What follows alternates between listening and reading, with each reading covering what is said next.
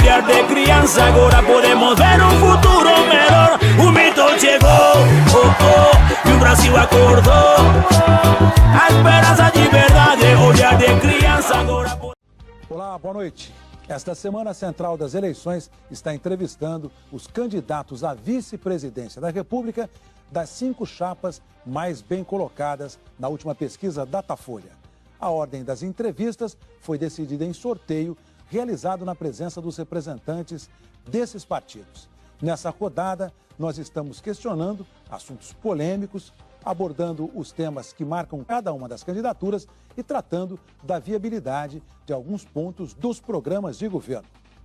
Hoje o nosso entrevistado é o general Antônio Hamilton Mourão, candidato a vice na chapa de Jair Bolsonaro, do PSL. Hamilton Mourão tem 65 anos, é gaúcho de Porto Alegre, é formado na Academia Militar das Agulhas Negras, em Resende, no Rio de Janeiro.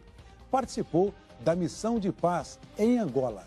Foi adido militar na Embaixada do Brasil na Venezuela e comandante militar do Sul.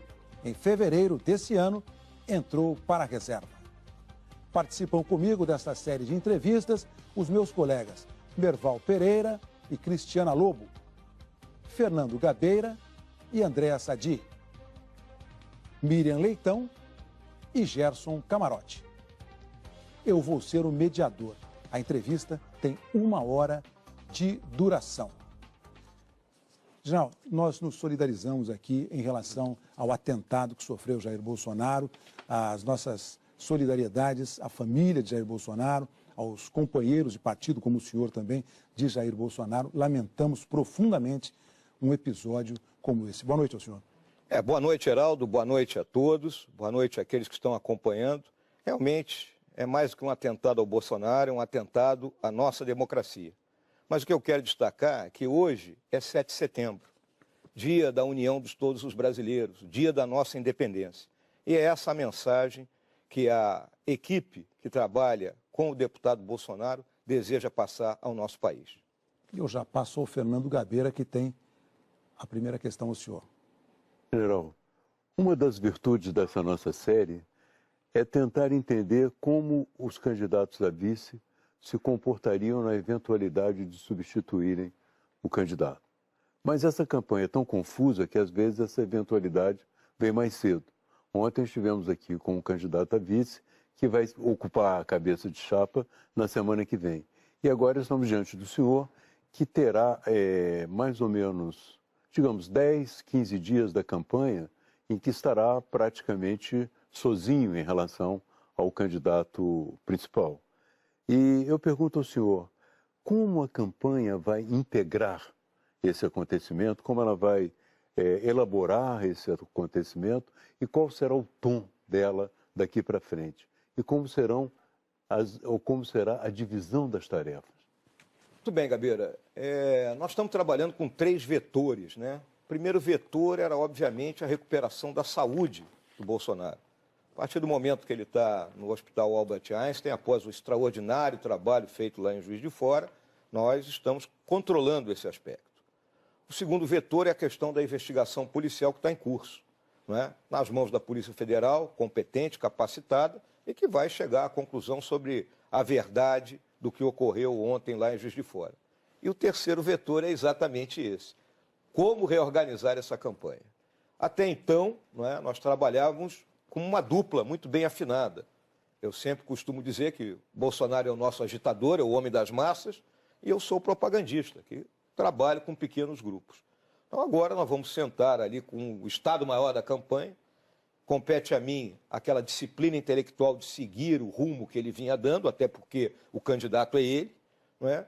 E em mais 2 ou 3 dias nós vamos conseguir nos reorganizar e vamos aproveitar, né? Temos muito pouco tempo de televisão, vamos aproveitar vídeos que já foram feitos e outros que ele vai ter condições de fazer e outras ideias que vão surgir das equipes que estão trabalhando. General, o tom será mais ou menos o tom da sua entrevista de ontem à noite em Porto Alegre? Quer dizer, calma, serenidade, procurar se entender um pouco melhor em todos os campos. Como é que será o tom mesmo da campanha? Hoje o deputado Bolsonaro me ligou, eram 7h20 da noite. né? Eu estava ali em Copacabana, junto com a minha filha, que veio de Brasília, com meus 2 netos menores. E exatamente o que ele me disse foi que nós vamos moderar o tom. Por quê? Qual é o nosso grande objetivo? Se nós vamos ser eleitos, nós vamos governar para todo o Brasil e não para pequenos grupos. Então, essa é a nossa visão, até porque fomos soldados a vida inteira e quem foi soldado do Brasil sabe que a gente tem que manter a união. Sem união, a gente não chega a lugar nenhum. Candidato Pereira. As redes sociais sempre foram a grande força da campanha do Bolsonaro, porque não tem tempo de televisão, não tem estrutura partidária grande. E agora, então, será mais importante ainda, né? Como é que vocês vão usar as redes sociais, sabendo que nas redes sociais a maior parte das mensagens das campanhas é incontrolável. A maior parte não depende diretamente de uma ordem de alguém. Tem militantes espalhados, o senhor tem condição de controlar essa militância para não deixar que o tom da campanha nas redes sociais seja um tom agressivo? A gente não tem condições de controlar 100% disso aí, não é, Merval? Isso é uma realidade. Agora, nós estamos difundindo pequenos vídeos, né? Eu mesmo já fiz uns 2 ou 3, né? Mandando o pessoal, né? Vamos raciocinar, vamos focar. Qual é o nosso foco? O nosso foco é difundir as ideias do Bolsonaro, as nossas ideias de campanha, as nossas propostas para o país, que é o que eu considero fundamental numa campanha, em vez de ficar todo mundo se atirando a badalinha da cintura, como já estava meio que ocorrendo, e que acaba levando a incidentes dessa natureza. André Sadi. Candidato, queria falar um pouco sobre as primeiras reações ontem da campanha do Bolsonaro a esse atentado. A primeira coisa que o senhor disse ali foi o seguinte, abre aspas, se querem usar violência, os profissionais da violência somos nós, fecha aspas. Depois o senhor disse que se referia ali ao Estado, né? Mas o Bibiano, que é o presidente do PSL, um dos principais coordenadores da campanha do Bolsonaro, disse à Folha ontem o seguinte, abre aspas, agora é guerra, fecha aspas. O que está valendo? Agora não é hora de apaziguar os ânimos? O que de fato, com qual dessas declarações a gente deve ficar em relação à campanha de vocês? O normal que acontece, né, quando ocorre um acidente, né, dessa natureza, um incidente traumático, né, a pessoa tem que ter muita calma, né, aquela velha frase aí, muita calma nessa hora. E realmente, né, se subiu um pouco o tom, mas depois, atenção gente, vamos baixar o tom, porque não é caso de guerra, né? E, como eu disse aqui, a investigação do assunto é responsabilidade da Polícia Federal. Que a polícia descobrir, que se leve ao devido processo legal, que se julgue e se condene, se for o caso. Mas que tipo de trabalho o comando da campanha está fazendo nesse momento para ir em direção disso que o senhor está falando? É exatamente o que eu respondi ao Merval, né? Nós estamos lançando esses pequenos vídeos, fazendo contato com aquilo que a gente pode chamar dos nossos cabeças de chave nos diferentes estados e passando a palavra de ordem. Atenção, reduzir as tensões. Não adianta haver o confronto nesse momento, que não faz bem a ninguém e é péssimo para o país. General, o senhor disse que pouco tempo atrás o senhor falou por telefone com o candidato Bolsonaro. Como é que ele estava? Como é que foi esse diálogo? Ele me ligou, quem ligou foi o filho dele, o Carlos, né? Colocou no Viva Voz e que ele gostaria de transmitir algumas ideias para mim a respeito dessa entrevista que iria ocorrer. Até porque eu sou meio neófito nos assuntos, né? E ele precisava me orientar, né? Então, foi uma conversa rápida e principalmente nesse tom, né? De não exacerbar, né, a questão que está ocorrendo. Miriam Leitão. Candidato, a campanha de Bolsonaro, a campanha do senhor, sempre defendeu o porte de armas, o direito da população ter armas. Mas isso aí não tiraria do Estado o monopólio da força? Isso aí não é uma forma de dizer que cada um se vire sozinho? Essa questão, como sempre, né, Miriam, é uma questão polêmica, né? Ninguém é dono da verdade nesse papel. A nossa visão é que não é simplesmente jogar fuzil e pistola para cima, cada um pega e sai portando arma. É a pessoa ter o direito de portar a sua arma. Ou seja, vai ser submetida a um teste psicotécnico, não é? Vai ter que fazer prova de tiro e aí ela vai portar a sua arma desde que queira. Eu até comparo, pode ser uma comparação exagerada, vamos dizer assim, não é? Mas os acidentes de trânsito matam quase tanto quanto os homicídios no país. E ninguém proíbe de vender carro, muito menos estão preocupados da forma como os nossos motoristas estão sendo formados, e a gente vê desastres ocorrerem à noite e dia, finais de semana, não é? Problemas graves. Pode ser acha que resolve? Pode ser uma comparação exagerada, Miriam, mas o que eu julgo é o seguinte, o que o Bolsonaro coloca é a liberdade de você escolher, quer ou não ter uma arma. E em que isso aí vai resolver o problema? Miriam, a questão do porte da arma, de você ter uma arma, é a questão do equilíbrio de forças, né? Então você pega, por exemplo, você é uma mulher mais frágil, obviamente, sendo atacada por uma pessoa na rua, um homem de 120, 130 quilos, se você tiver uma pistola e souber usar, você vai dissuadir esse Talvez ele me tome a arma atacante. e ele passe a ficar armado. Mas para isso você terá que passar por uma prova de tiro, por um treinamento, e você terá capaz de reagir se houver momento. E o monopólio da força, que é do Estado? O monopólio da força é para as questões coletivas, não é? Então, quando você tem grupos, como nós temos aqui no Rio de Janeiro e em outros lugares do país, que ocupam territórios por meio da força, nós não podemos permitir que isso ocorra. Candidato, Gerson Camarote. o senhor não foi a primeira opção do candidato Jair Bolsonaro para a chapa. Pelo contrário, várias outras opções estavam na frente. Poderia citar, por exemplo, o senador Magno Malta, o general Heleno, a Janaína Pascoal, jurista, o príncipe, o Luiz Felipe Orleans e Bragança. Diante disso, acabou ficando uma chapa de 2 militares. E aí eu lhe pergunto, o filho do deputado Bolsonaro, também deputado Eduardo, quando defendeu o seu nome, disse o seguinte, o vice precisava ser alguém que não compense correr atrás de um impeachment. E acrescentou, sempre aconselhei o meu pai, tem que botar um cara faca na caveira para ser vice. O senhor concorda com isso? O que ele quis falar com essa... tem que ser um vice faca na caveira? Acho que talvez ele tenha querido dizer que eu sou um cheque, né, para o Bolsonaro, né, que as pessoas vão olhar, vamos fazer o impeachment do Bolsonaro, mas quem está por trás dele é o general Mourão. Né? Mas, na realidade, não é desse jeito, viu, Camarote? Mas o senhor está dizendo isso porque está atrás do Bolsonaro, dissuadiria os parlamentares ou... Como se eu fosse o bicho-papão. Na realidade, não é assim. O que eu quero deixar claro, vou conceder um furo aqui a todos. Né? Eu sempre fui a primeira opção. Há 3 anos atrás, em 2015, eu era comandante militar do Sul. Ele me procurou e disse, eu vou ser candidato a presidente. Conto com você. Quando eu estava para passar para a reserva, no final de fevereiro, ele disse, preciso que você se filie a um partido político. Eu digo, pô, mas eu vou me filiar a um partido político? Eu já disse que eu não quero ser candidato. O senhor tinha falado várias vezes que não... Não queria ser candidato. Não, preciso que você se filie. E aí eu fiquei aguardando. É óbvio que ele buscou outras opções que seriam melhores em termos de composição e de busca de mais apoios.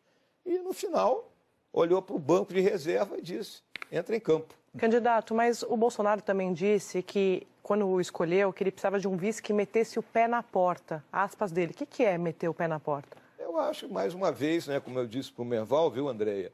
Talvez queiram me rotular como aquele elemento mais... Não, mas foi o Bolsonaro que falou. Mas o Bolsonaro me conhece bem, ele sabe bem como é que eu ajo, né? Eu acho que todos têm visto aí, nos últimos tempos, a forma como eu tenho conduzido as coisas.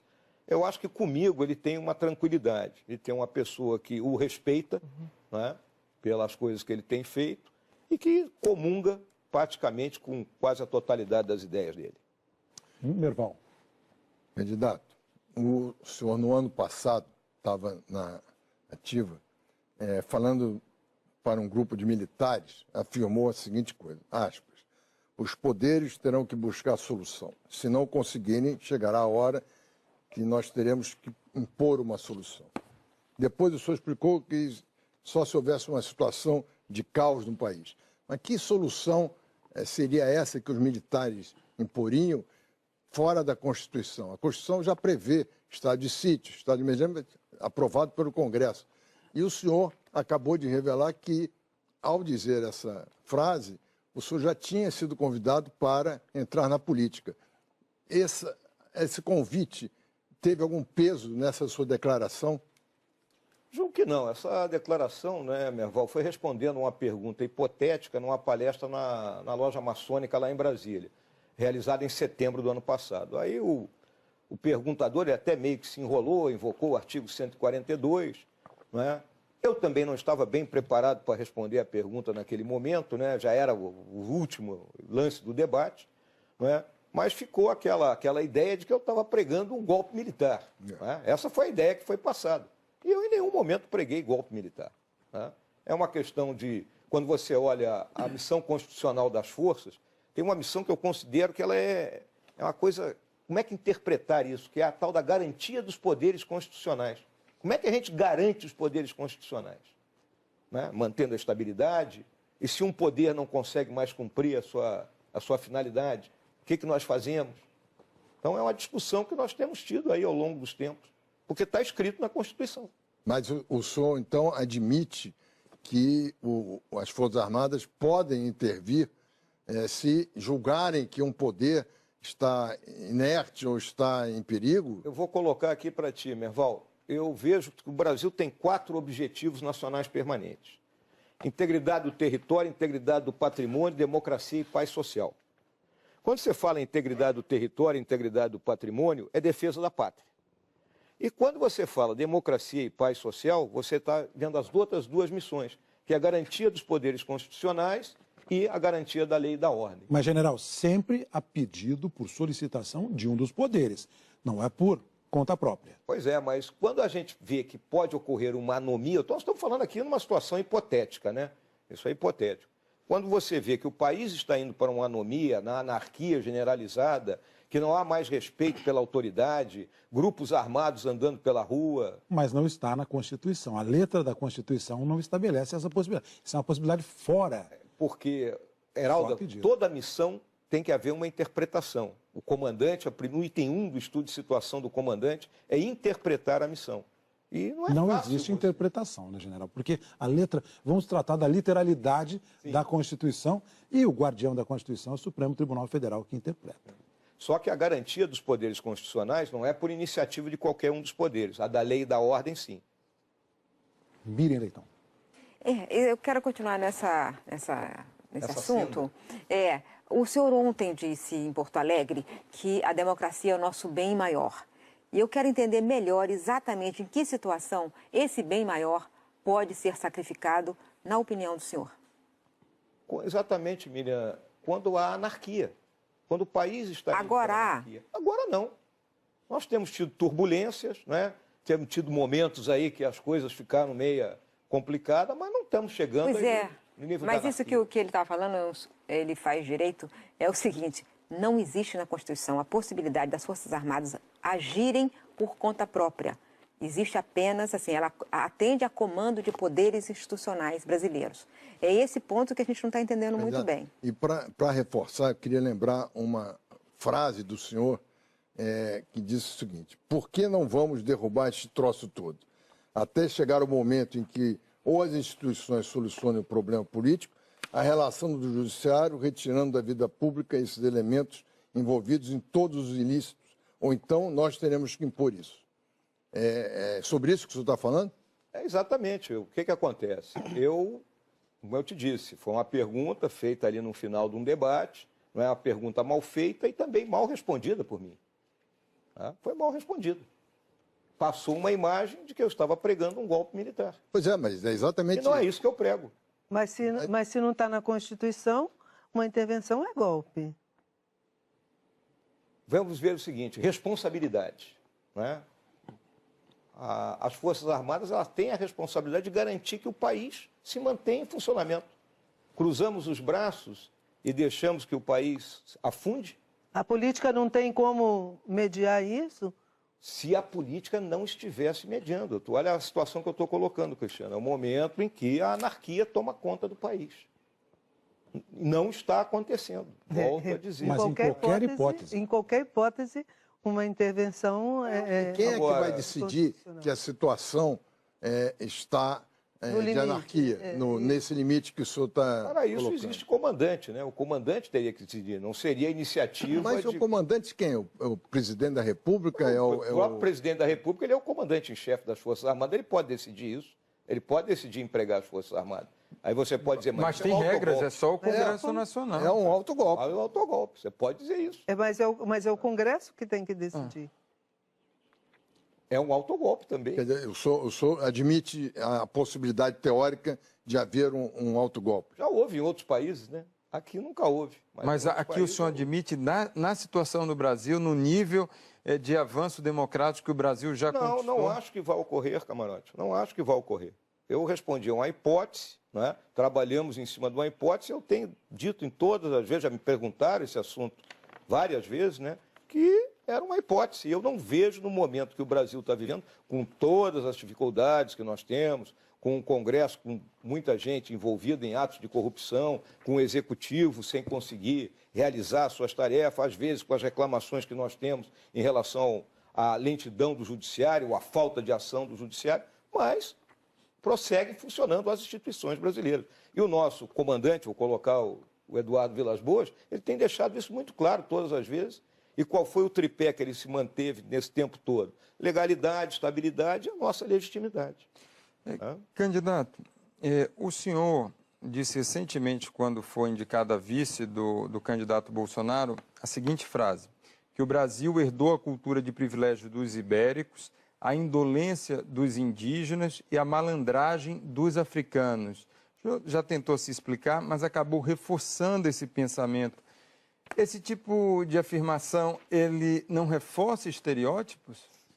Marote, é sociológico isso aí, né? Todos aqueles que leram e estudaram a formação da nossa nacionalidade, os nossos grandes mestres, como Gilberto Freire, Sérgio Buarque de Holanda... Gilberto Freire não fala isso. Fala, quando você olha em Casa Grande Senzala, você pensa essas coisas. É interpretação. O próprio Roberto Campos falou isso, Fernando Henrique toca nesse assunto, mas o que eu quero deixar claro?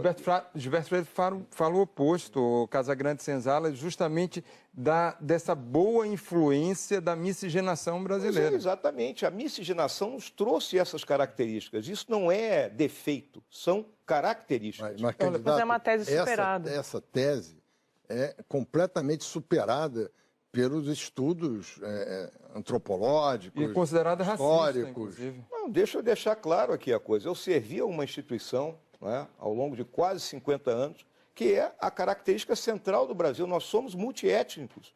Inclusive, vale o nosso exemplo. Na Segunda Guerra Mundial, a única divisão, a única tropa multiétnica era nossa. Então, nós temos um profundo respeito, e é só olhar para mim. Eu sou o produto dessa mistura de raça que nós somos. Candidato, a sua ascendência não melhora essa frase, né? A nossa ascendência aqui, todos nós temos uma ascendência parecida, ela é muito forte. O senhor está falando da indolência dos índios e da malandragem dos negros. O que o senhor realmente quer dizer com isso? A malandragem não significa que você está no erro das coisas. O que é a malandragem? É você ter a capacidade de solucionar situações inusitadas, não é, com linhas de ação diferentes daquelas ortodoxas.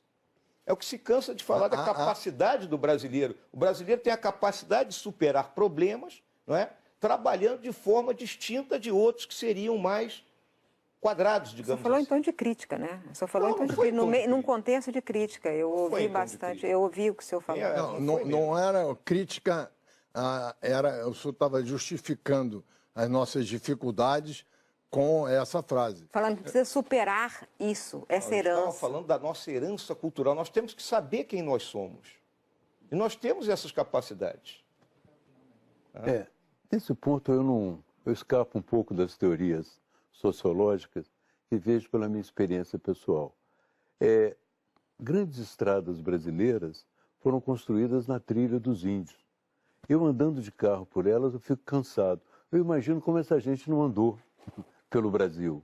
Então, na verdade, eles não são tão indolentes assim, eles andam demais. O senhor mesmo sabe que lá os Yanomamis cruzam do Brasil para a Venezuela, da Venezuela para o Brasil. Então, eles têm uma vida bastante difícil.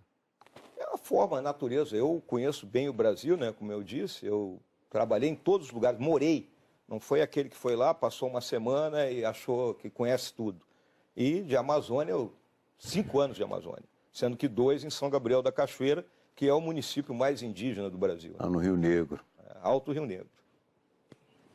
Cristiana Lobo. Eu queria passar um pouco para a economia e perguntar para o senhor o seguinte: programa de privatização do economista responsável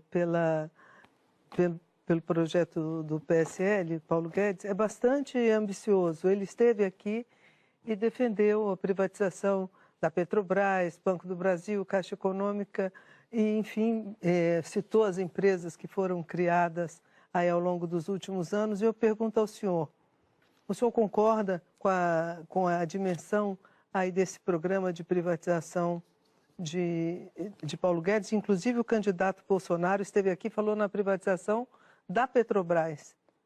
É o que o senhor gostaria de ver no governo? Olha, quando você lê o próprio programa que está publicado, né, você olha lá na questão da Petrobras, que eles falam nas atividades de distribuição, refino, e não tocam no núcleo principal da Petrobras, que é a exploração, né, do petróleo.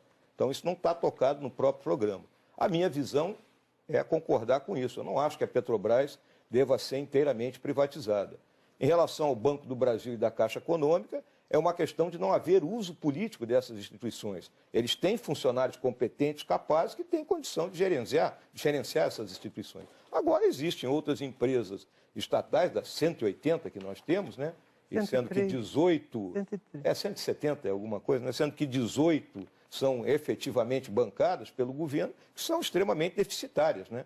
E na situação que nós estamos vivendo, com o déficit fiscal, né, indo já quase para o 6º ano de déficit fiscal, a gente tem que tomar alguma atitude. São 143 empresas. 143.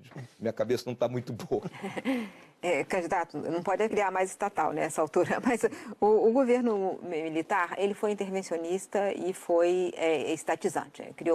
Foi o governo que mais criou estatais e o segundo governo que mais criou estatais foi o PT.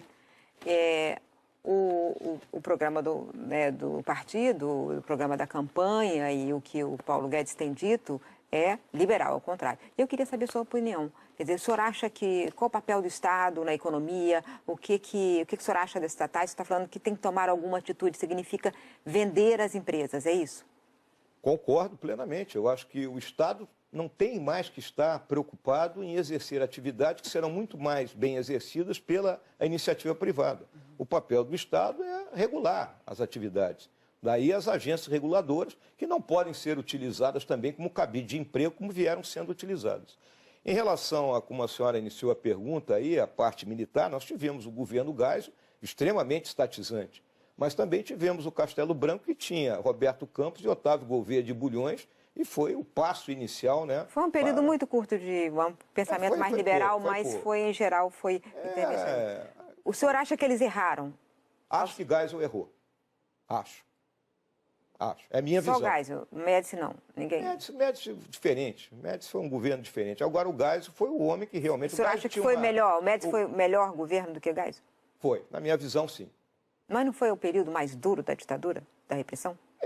Miriam, essa questão da ditadura, né, isso é história, né? Eu sei que você teve a sua passagem, né, difícil aí nesse período, né? Mas isso é história. Mas eu não falo por mim, eu falo pela história. A história terá que ser bem contada a esse respeito. Não é? Nós tivemos grupos organizados que tentavam implantar um outro tipo de ditadura, vamos colocar assim, atacaram o Estado se defendeu, e quando ocorre guerra, a primeira coisa que é vítima é a razão.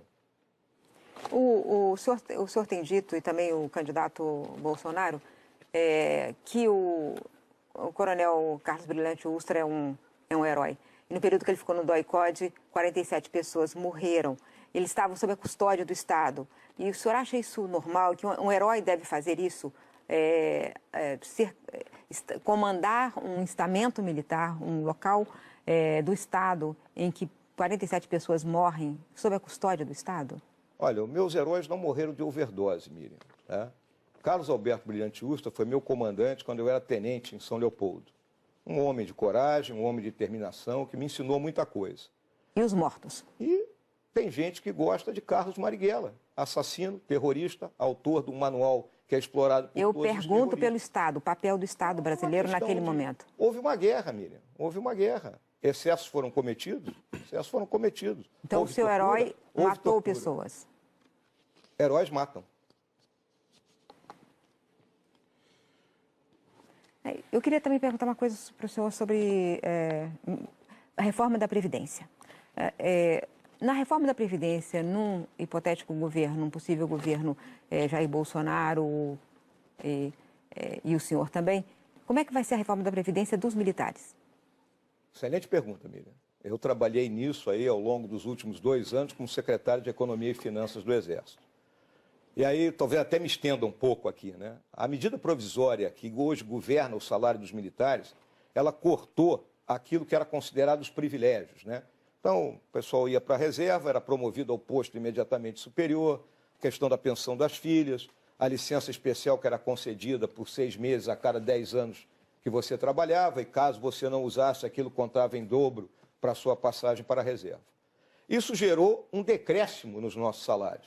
Então, hoje nós temos 3 tipos de coronéis. Falo coronel porque é o posto que o cara pode almejar atingir nas condições normais de temperatura e pressão. Nós temos os coronéis que passaram para a reserva antes de 2000, em 2000, que ganham R$18 mil brutos. Os que estão passando agora ganham 15 e os que vão passar em 2030 ganham 13. Tá? Então, houve já uma mini reforma, vamos colocar assim. O nosso gasto é um gasto que vem diminuindo. Agora, nós consideramos outras hipóteses, né? Aumentar o nosso tempo de serviço, né? Hoje, a rigidez que nós atingimos, né? Eu tenho 65 anos de idade, eu tenho certeza que eu poderia ter ficado mais 5 anos no Exército sem problema nenhum, não é? É a questão da pensionista, né? Porque a gente continua pagando a pensão até morrer. Eu estou pagando a pensão aqui, mesmo que eu não tivesse para quem deixar, não é? Então, a pensionista, ela também continua pagando isso. São algumas ideias que nós discutimos com a área técnica do governo. Então, todos terão que ceder alguma coisa numa reforma da Previdência. Então, vai ter uma reforma também dos militares, porque hoje o déficit é de 42 bilhões esse ano, 42 bilhões o déficit dos militares. Esse déficit ele tem que ser encarado até porque é o seguinte, o governo não dá contraparte no caso dos militares. Não há contraparte do governo. Então, é um déficit que tem que ser melhor analisado. Cristiana Lobo. Candidato. Tranquila, Cristiana. Pode achar que eu estou mais nervoso. Eu estou mais nervoso, tranquilo. Não, até não estou nervosa, mas é porque eu estava esperando que o senhor falasse um pouco mais. Eu queria perguntar ao senhor qual seria o papel das Forças Armadas no eventual governo Bolsonaro-Mourão. Olha, as Forças Armadas já têm as missões muito bem definidas na Constituição, né? Elas têm procurado se ater a essas missões. Além disso, existem as ações subsidiárias, né, que nós viemos praticando, seja na distribuição de água no Nordeste, seja na ajuda nas calamidades públicas, seja na questão do emprego da engenharia militar, na construção de determinadas obras ou na fiscalização. Ações como essa do Rio de Janeiro de segurança. A questão da garantia da lei e da ordem, nós viemos sendo empregados seguidamente, né? É uma missão complicada porque não se tem todos os instrumentos necessários, nós temos que agir quase como um algodão entre cristais, não é? A força ela tem que medir, dosar muito o que vai fazer para não ultrapassar os limites da missão dela. Um dos problemas que os militares encontram e reclamam é que um militar em ação no combate ao traficante no Rio e tal, não tem a proteção que tem, por exemplo, quando está na força da ONU, né? Então, o senhor acha que isso deveria mudar? O militar nessa missão deveria ter uma proteção maior? Eu julgo que com a última legislação que foi aprovada, né, que colocou nas mãos da Justiça Militar, né, incidentes dessa natureza, houve uma proteção maior. É óbvio que difere da ONU, né? Porque na ONU é um mandato, a ONU te dá um mandato e você está operando em outro país. Você operar no seu próprio país cai naquele caso, como a Miriam estava falando, dos problemas que ocorreram no período dos governos militares. Então é complicado você operar dentro do seu país contra seu próprio povo.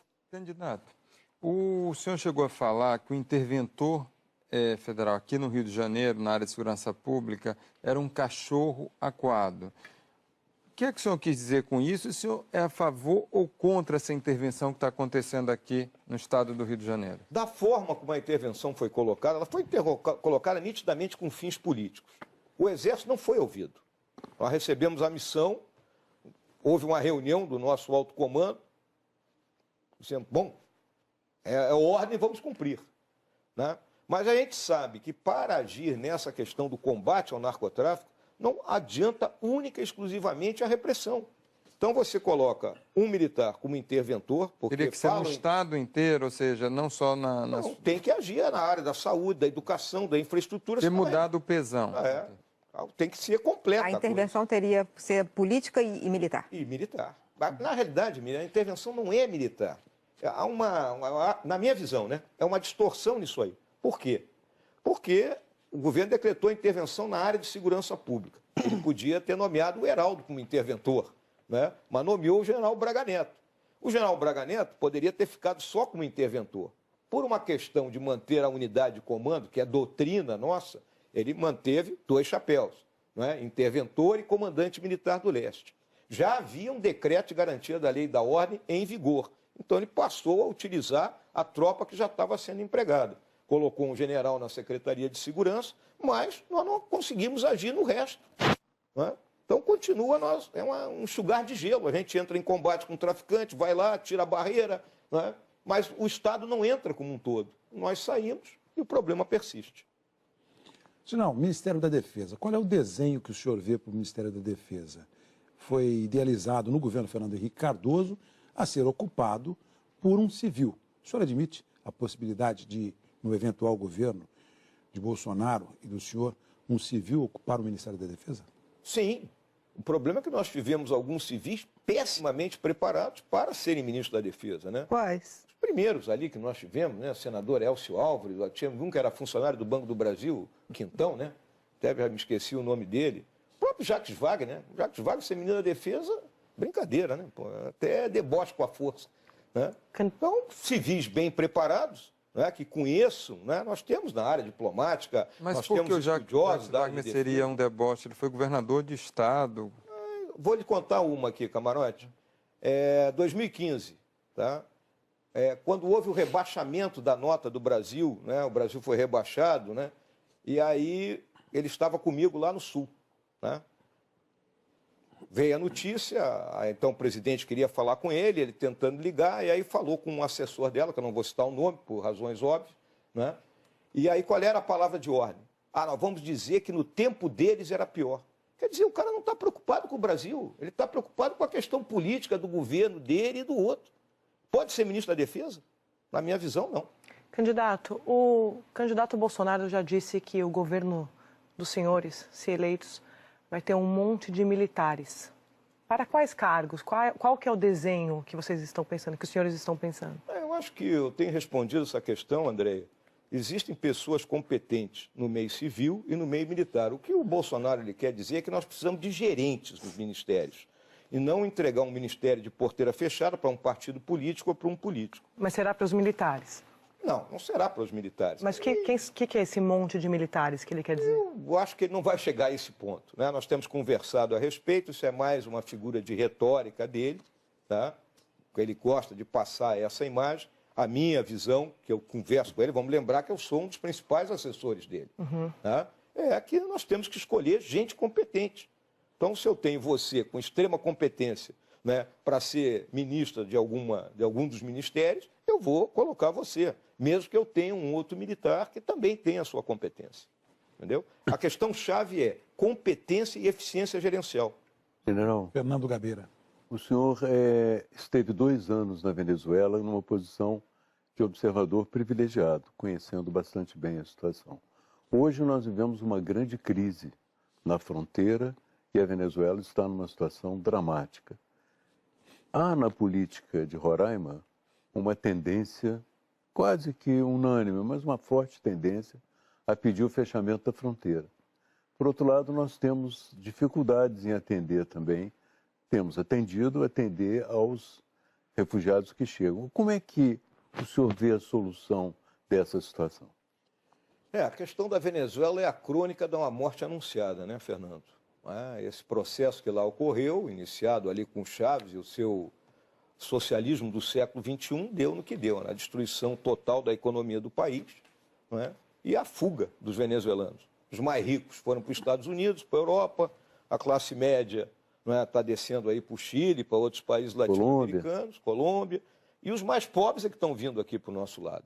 Até porque, vamos olhar geopoliticamente, né? Vamos imaginar aqui, não é? Entrando ali pela Foz do Amazonas, subindo o Rio Negro, canal do Cacequiari, Orinoco, não é? Que eu chamo de ilha isso aí, é um vazio, é vazio tanto do nosso lado como do lado deles, né? Então há uma dificuldade até de transpor isso e a única rota é a Roraima.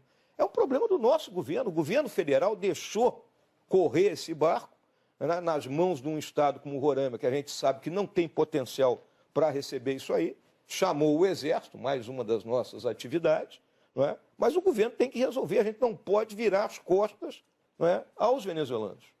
Não é? Que país seremos nós? Qual é a imagem que a gente está passando? Não é? Nós temos que ter uma política externa vigorosa e passar a imagem da ajuda humanitária que todo país tem que fornecer. E o Essa senhor é a minha acredita visão. que essa também é a posição do Bolsonaro? É a posição dele. É a posição da chapa? O que ele considera é o seguinte, que não é um problema de Roraima, é um problema do Brasil como um todo, do seu governo federal. E a ideia de campo de refugiados dá uma imagem muito ruim, mas é mais no sentido dos campos de refugiados protegidos pela ONU, uma situação mais... Eu vivi essa situação em Angola, Merval. Né? Eu, quando estive lá na Força de Paz da ONU, os primeiros 6 meses de missão era aquartelar os guerrilheiros da UNITA com suas famílias. Então, aquartelei em torno de 5 mil guerrilheiros, mais as famílias foram 30 mil pessoas. Isso é um problema muito sério. Né? Problema de saúde, problema de infraestrutura. General, e como incluir esses refugiados no mercado de trabalho? A gente já tem dificuldade com a questão do trabalho aqui. Como que se faz essa inclusão econômico-financeira? Pois é, meu irmão, Heraldo, perdão. Essa é uma questão difícil de responder, né? Tá? Nós vamos ter que buscar alguma solução para isso aí, né? Agora não tem uma resposta para lhes dar a esse respeito. Você acha que a Venezuela é uma ditadura e por que as Forças Armadas sustentam esse governo? Excelente pergunta, Miriam. Você agora me levantou uma bola boa. Então, vou contar a história da Venezuela aqui de forma rápida. A Venezuela teve uma guerrilha na década de 60, que todos sabem, né? Cubanos estavam lá, inclusive, com essa guerrilha. Foi batida dentro do sistema democrático que eles tinham de então, que era o Pacto de Punto Fijo. Conclusão que eles chegaram. Para impor o domínio na Venezuela, eles precisavam das Forças Armadas. Quem chegou a essa conclusão, um guerrilheiro chamado Douglas Bravo. Tá? Quem estudou a história da Venezuela conhece. Fernando deve conhecer. Conheço. Tá? Bom, nasceu Chávez dessa infiltração. Chávez tentou o golpe em 92, né? Um golpe que ele ficou escondido no Museu Militar e a tropa dele foi lá atacar a residência do presidente, o palácio, morreu gente. E um general que estava comprometido com esse processo, né? Ele foi encarregado de prender o Chávez e deu 5 minutos para o Chávez falar em cadeia nacional de rádio e televisão. Aí o Chávez ficou conhecido, porque ele era bom de discurso. Anistiado em 94, 2 anos depois, ele se junta a um argentino chamado Norberto Cerezo, já morreu, meio nazista até esse cara. E ele monta um programa para o Chávez baseado em 3 vetores: exército, caudilho e povo. Aí o exército cooptado, Chávez o caudilho e o povo abastecido pelas missões, não é? Que é o dinheiro do petróleo que era distribuído. Quando acabou isso aí, é a situação que nós estamos vivendo. A Força Armada comprometida, tem a milícia bolivariana armada, tem a reserva armada, fora os grupos de meliantes, de narcotraficantes que lá tem. Força Minha Armada visão. cooptadas, né? Cooptadas. Força Armada cooptada. Comprada no dinheiro. Tá? E aí, qual é a minha visão? Nas últimas reuniões do nosso alto comando do Exército, eu disse: a nossa próxima força de paz será na Venezuela. Candidato, se vocês vencerem a eleição, vocês vão ter o PT como oposição. E o PT, como oposição, faz uma posição forte, insistente, dura. Como é que vocês vão se relacionar com essa oposição? E eu queria também embutir outra pergunta de política aí, a situação, né? Essa vai ser a relação com a oposição, mas a situação, o senhor disse que vai nomear pessoas pela sua qualidade técnica, isso é o ideal realmente, e não vai ser distribuído pelos partidos que compuserem a base. Mas como é que vocês vão construir a coalizão? Miriam, situação e oposição aí, como é que vai ser? Posso parecer ingênuo até, né? Eu julgo que nós temos que trabalhar em torno de ideias e programas. Então, a minha visão, né, clara, a legislatura começa nova em fevereiro do ano que vem, né? O Bolsonaro tem que botar os projetos embaixo do braço, atravessar a Praça dos Três Poderes, ir ao Congresso, ir em rede nacional de televisão, apresentar o estado do Brasil, a situação que o Brasil se encontra e as medidas que têm que ser tomadas e necessitam do Congresso para isso. E, a partir daí, a gente construir na conversa com cada grupo que estará lá dentro. Aí tem gente que não vai concordar, tem gente que vai brigar. Cristiano está olhando para mim dizendo, general, o senhor é muito ingênuo, né? Mas é a maneira como eu vejo, eu não vejo outra forma. Nós vamos cair na situação atual de oferecer ministérios em troca de apoio, oferecer estatais em troca de apoio, aí nós estaremos fazendo mais do mesmo. Mas, candidato, o Congresso que vai se reeleger é praticamente o mesmo, são os mesmos partidos. E a gente acompanha bastante esses partidos, eles lidam exatamente com este método, chamado toma lá da cá.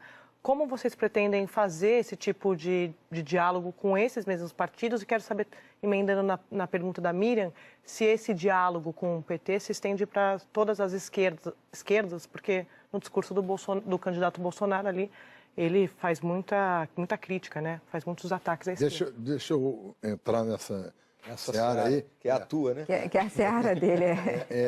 Perguntar, o senhor acha que um governo com 2 militares quadrados vai conseguir, pela simples presença dos senhores no Palácio do Planalto, convencer os deputados a mudarem o conceito? O conceito. Merval, a minha visão é essa, porque nós temos que mostrar a situação do país.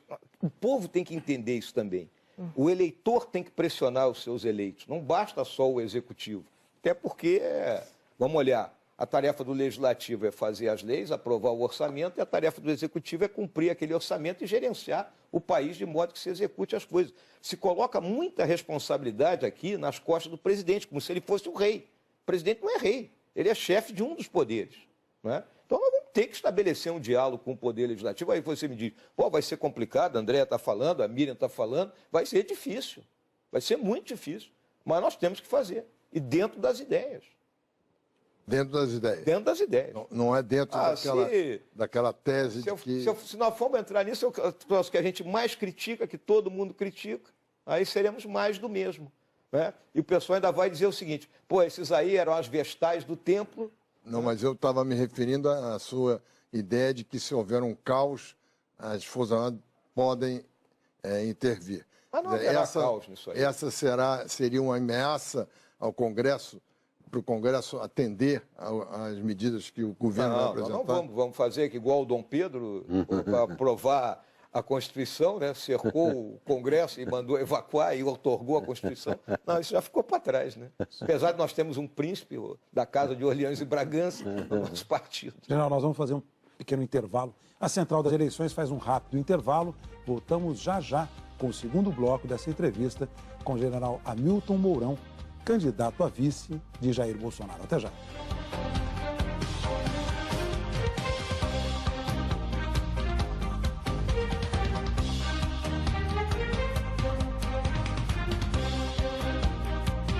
A Central das Eleições está de volta e hoje entrevista o general Hamilton Mourão, candidato a vice-presidente da República na chapa de Jair Bolsonaro, do PSL. General, nesse bloco nós vamos fazer assim um bate-bola, pergunta-resposta, e eu já vou começar. No bloco anterior, o senhor disse que não concorda com tudo do seu candidato a presidente, Jair Bolsonaro. Qual é que é essa proporção? Concordância e discordância?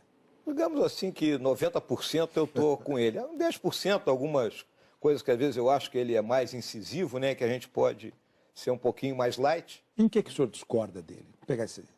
Às vezes, né, quando, por exemplo, tem uma questão que ele fala aí na parte da educação, né, que passa uma imagem que não é a realidade, né? Talvez ele tenha até uma dificuldade de explicar aquilo, que é a questão do emprego de militares nas escolas, né? Então, na realidade, é o quê? Nós temos experiências bem-sucedidas, né, em alguns estados da federação, do uso de policiais militares da reserva em colégios, né?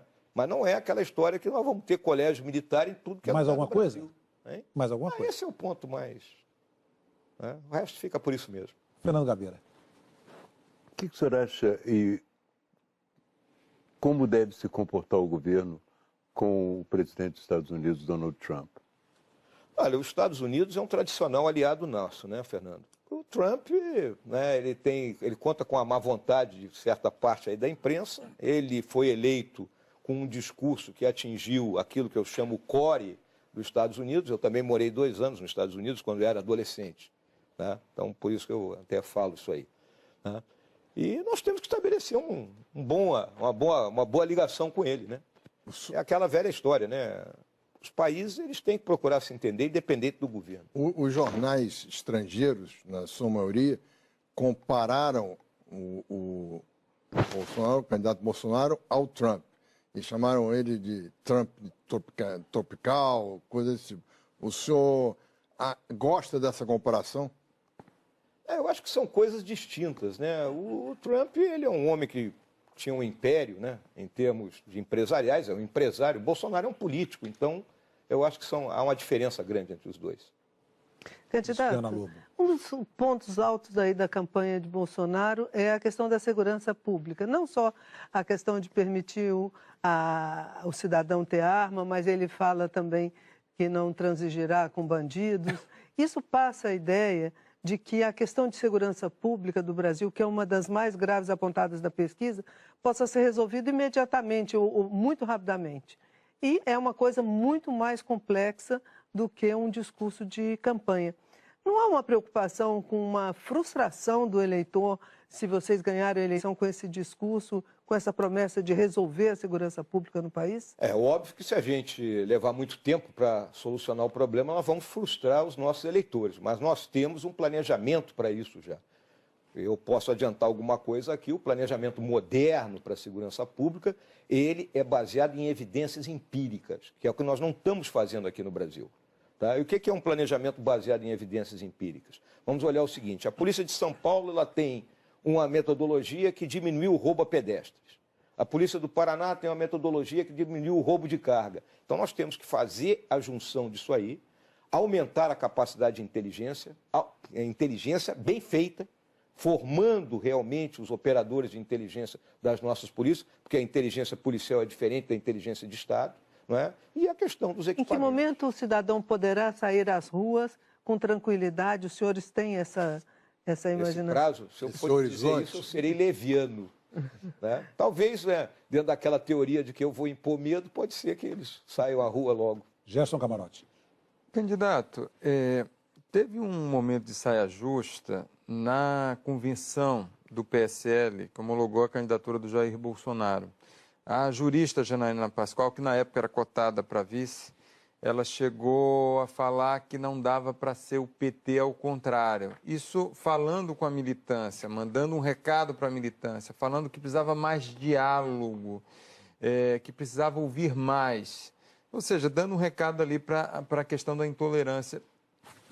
O senhor concorda com a jurista Janaína Pascoal? Eu acho que a Janaína ali, ela tocou num aspecto que é exatamente o que nós começamos o nosso diálogo aqui hoje, né? Quando comentamos a questão do atentado sofrido pelo Bolsonaro. Os radicalismos, os extremos, eles não servem, né? Então a gente tem que procurar neutralizar, tanto de um lado como do outro. Foi isso que ela quis dizer e eu concordo com ela em parte. E como é que o senhor vê isso na militância? Olha, a militância do Bolsonaro ela é uma militância diferente, por exemplo, da militância de esquerda. Eles têm características distintas, não é? Mas também existe lá dentro aquelas pessoas que estão tomadas por um ódio furibundo contra tudo aquilo que represente a esquerda. Então vamos acalmar isso aí, gente. Todos são brasileiros. André Sadi. Candidato, o senhor falou agora há pouco que não concorda com tudo que o Bolsonaro fala, mas não citou a questão das mulheres, as declarações polêmicas dele em relação às mulheres. Por exemplo, que deu uma fraquejada quando teve uma filha mulher, quando ele admite ali a diferença salarial entre o homem e a mulher. Queria saber do senhor se o senhor concorda com essas declarações dele. Eu acho que o Bolsonaro está sendo demonizado, né? Inclusive a campanha que tem sido feita aí por um determinado candidato contra ele é de uma baixaria sem tamanho, porque pinça a frase de alguma discussão, não é? E passam a imagem que o Bolsonaro é o terror, né? É o camarada que não respeita as mulheres. E não é isso, né? O Bolsonaro é um cara que foi criado numa cidade do interior de São Paulo, um homem que se fez, um homem de família, né? E essa questão das mulheres está mais do que... Eu sou filho de uma mãe que trabalhava fora, não é? Na década de 50. Né? Então, isso aí, o mercado de trabalho foi conquistado por vocês. Mas quando ele disse que deu uma fraquejada quando teve mulher, o senhor... O Bolsonaro ele tem aquelas figuras de retórica, é o jeito dele. Às vezes ele quer fazer uma Mas piada... o que ele quis dizer com É isso? uma piada, André. Ele quer fazer uma piada e aí, como muita gente tem uma certa... Não, o Bolsonaro é o cara de direita, é um sujeito radical, então... Mas é uma piada de mau gosto, né? É, aquela história, né? Às vezes, se você contar essa piada no meio de homens, não é problema, mas se mulheres assistem, é um Mas ele é problema. candidato à presidência da República. Pois é, exatamente, né? Miriam Leitão. No eventual governo dos senhores, a Bolsa Família continua, vai ser ampliada, vai ser alterada, vai ser... Está colocado no programa de governo. A Bolsa eu li Família lá, é mas eu mantida, queria tem entender aquele programa de exatamente. renda mínima, né? Está colocado no programa de governo dele. Será mantido dessa Será forma? mantido. Não tem como. Né? Eu tenho comentado isso aí, principalmente na região Nordeste, que é uma das mais pobres do nosso país. Você não pode, de imediato, tirar as pessoas. O que você tem que fazer? Nós temos que voltar a uma situação de emprego e, ao pouco a pouco, as pessoas irem saindo do assistencialismo do Estado e ganharem a vida pelos seus recursos próprios. Merval Pereira. Bom, primeiro eu queria lembrar que o Trump fez a mesma explicação para piadas que saíram sobre ele e gravações e tal. Ele dizia mesmo, em roda de homens, uma conversa de homens. Tal. Bom, mas não é essa a minha pergunta. A minha pergunta é o seguinte, o senhor admitiu que o Ministério da Defesa deve ser de um civil. E o gabinete civil de um militar? Dizem que o senhor poderia acumular essa função. O senhor imagina que um militar possa ser chefe do gabinete civil, como o Golbery, por exemplo, foi no governo Geisel? Aquilo que eu falei, Merval, pessoas competentes existem, né, em ambos os segmentos do nosso núcleo, né, vamos colocar assim. O que se fala para a Casa Civil seria até o Heleno, né? O Heleno é um homem notável, né? Uma cabeça brilhante, um camarada que sabe dialogar com todo mundo, né? Mas é uma escolha que ele vai ter que fazer na hora que a gente sentar, né? Depois o senhor terá algum papel no governo? Até agora ele não me disse, mas eu jamais vou ficar, né, indo do Jaburu, ou se for morar no Jaburu, porque podemos decidir que não vamos habitar, né, nenhum dos palácios, né, ficar do Jaburu para o Planalto, trocando 6 por meia dúzia, eu não vou fazer isso. O senhor quer ter uma função específica. Algo ele tem que botar para fazer. Qual área o senhor teria mais afeição? Olha, posso até trabalhar em termos de coordenação do trabalho dos ministérios, de projetos que tenham que ser tocados, porque o que acontece? Nós somos muito ruins de projeto. Não é? Você olha, por exemplo, do São Francisco. Não é? A transposição do São Francisco foi tocada sem ter projeto, por isso que nós estamos até hoje empacados nisso aí. Como eu aprendi bastante sobre isso, eu posso coordenar determinados trabalhos na confecção de projetos. Você vê que dentro do próprio Exército, nós criamos uma diretoria para projetos. Seria uma pasta de infraestrutura? Pode ser. O senhor criticou o governo Geisel, mas o governo Geisel tinha esse tipo de coordenação do Ministério do Planejamento e alguns grupos eram coordenados. A crítica que eu faço ao governo Geisel foi o excesso de estatais. Todas aquelas BRAs que nós tivemos durante determinado período e que terminaram por características nossas do empreguismo, tal e coisa, não é? Sendo uma carga pesada para o Estado. Candidato, qual que é a opinião do senhor sobre as cotas? Olha, as cotas é o seguinte, se nós tivéssemos a linha de partida alinhada, todo mundo com saúde e educação correta, nós precisaríamos de cota? Não. Então eu acho que nós temos que dar saúde e educação e acabar pouco a pouco no sistema de cotas. O senhor é contra as cotas raciais? No momento, não posso dizer que seja contra, porque é uma forma de tentar compensar a deficiência na nossa educação pública. Candidato, o senhor chegou a fazer críticas ao presidente Michel Temer.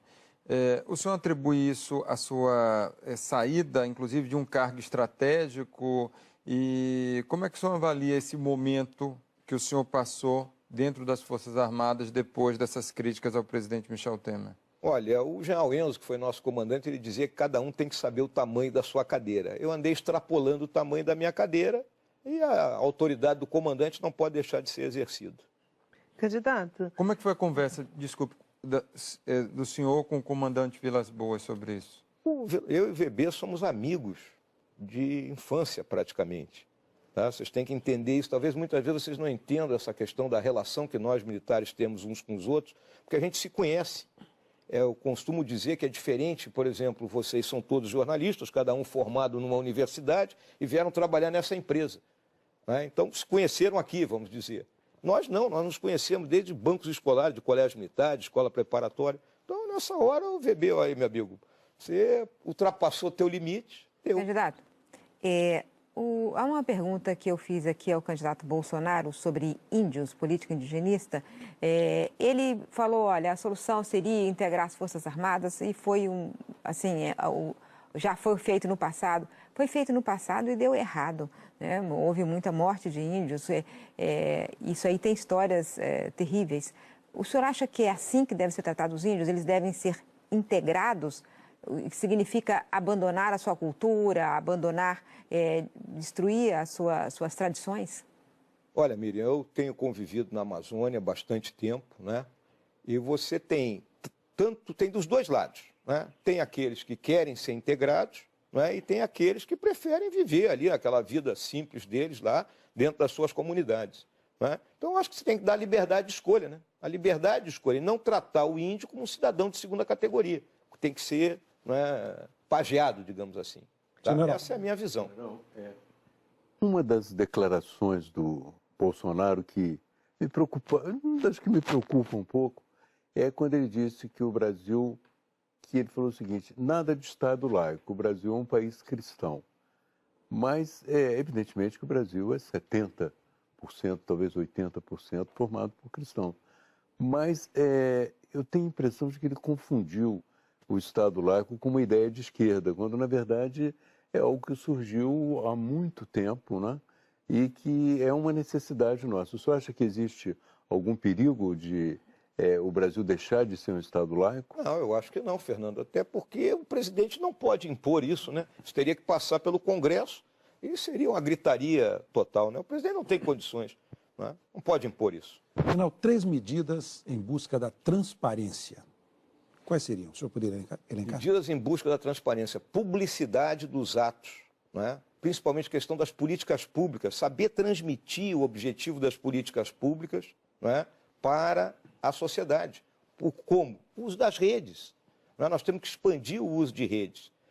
Não sei se todos sabem aqui, nós só temos 90 mil antenas de celular no Brasil. A China tem 1 milhão. Então, se a gente expandir a nossa questão das antenas de celular, nós vamos atingir o país como um todo por meio da internet. Então, nós teremos transparência dos nossos atos. Não é? Então, essa é a minha visão. Candidato, o candidato da sua chapa, Jair Bolsonaro, sobre o Museu Nacional, ele chegou a falar uma frase que causou surpresa a muita gente. Ou seja, já pegou fogo, o que é que você quer que eu faça? Mais ou menos assim que o Bolsonaro falou. Como é que o senhor avalia essa questão do Museu Nacional e se o senhor concorda com essa frase do Bolsonaro? Mais amplamente, qual é o papel, a importância da cultura no governo Bolsonaro-Mourão? Merval, Camarote, eu sou um homem dedicado à cultura. Leio até os livros da Miriam, pô. Né? Então, eu acho que a cultura é fundamental. Agora, nós aqui no Brasil, nós jogamos fora, nós não conservamos o nosso patrimônio. Na nossa instituição, no Exército Brasileiro, nós temos um carinho com o patrimônio, vocês vão lá nos nossos quartéis, nas nossas fortalezas e vão... Então, nós queremos passar isso também para o resto do país. Agora, com recursos orçamentários, nós temos que abrir isso, fundações, não é? Tem que haver a iniciativa privada, a questão de o camarada descontado do imposto de renda. Nós não temos essa mentalidade aqui no Brasil. Não temos nem legislação para isso. Então temos que mudar, né? Temos que mudar. Candidato, muito obrigado pela presença do senhor aqui. Olha, eu agradeço a todos. Eu quero dizer que assisto a todos, não é? Acompanho o trabalho de cada um, sou seu leitor, não é? Há muitos anos. Leio muito tudo que você escreve sobre economia, procuro aprender também. Vejo a Cristiana com a Leilane todos os finais de tarde, a Andréia também, Camarote.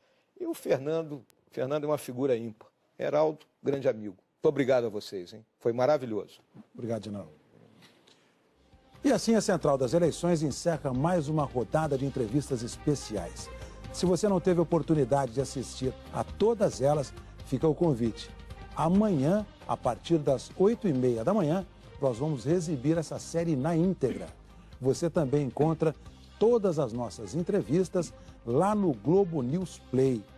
Muito obrigado pela sua companhia, muito obrigado pela sua audiência. Boa noite e um ótimo fim de semana a todos.